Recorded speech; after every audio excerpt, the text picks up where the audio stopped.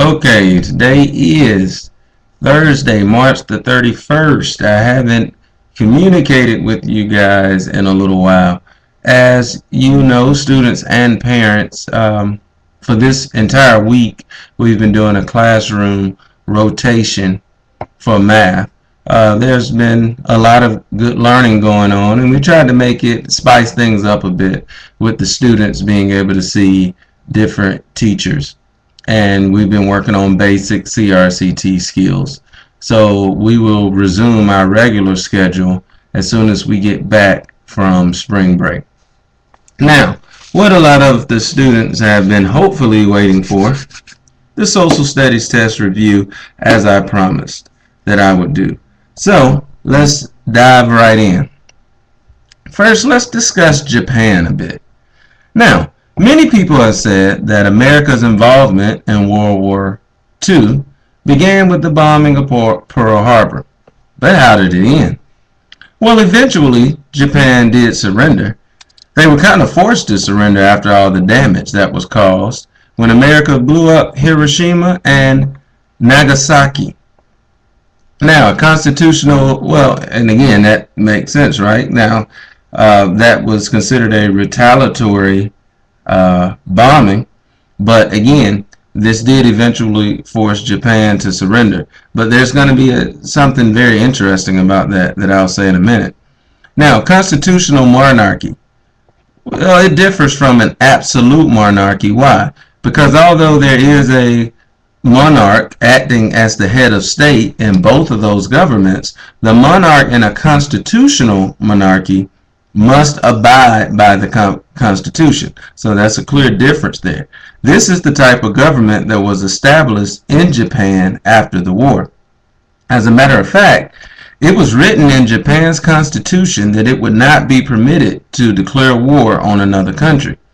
Now, the Japanese emperor did have a role. However, it was not to be this big, powerful figure or even to be a presiding officer. One bit of irony to all of this is the United States actually helped to rebuild Japan after World War II. Now, you may debate over the reason, but it is understood that America wanted the Japanese government and their economy to reflect that of the United States. Now, let's talk about India for a bit. You know, they say necessity is the mother of invention. Now, the Indian people felt a need to get rid of British rule, which is why they began to take part in Indian nationalism, to become unified and loyal to their people in which they shared a common culture, belief, and even a common history with. Now, one of the front runners for this movement was, you guessed it, Mohandas Gandhi. He insisted on nonviolence as being the way to create change. Now, as a result of India gaining its independence by way of nonviolence, East and West Pakistan was created.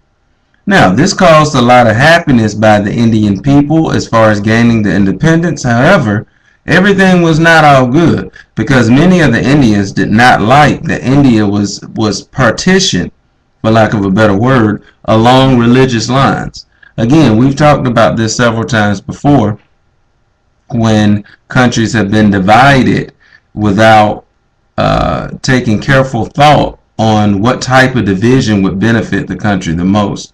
And in this case, the Indian people did not want to be divided amongst religious lines. Let's move on to Vietnam. France ruled Vietnam in the early 1800s and even continued for over 100 years. Now, the United States would eventually take over the southern part of Vietnam, but that wouldn't last for long. America was not interested in a Vietnam that was led by communists.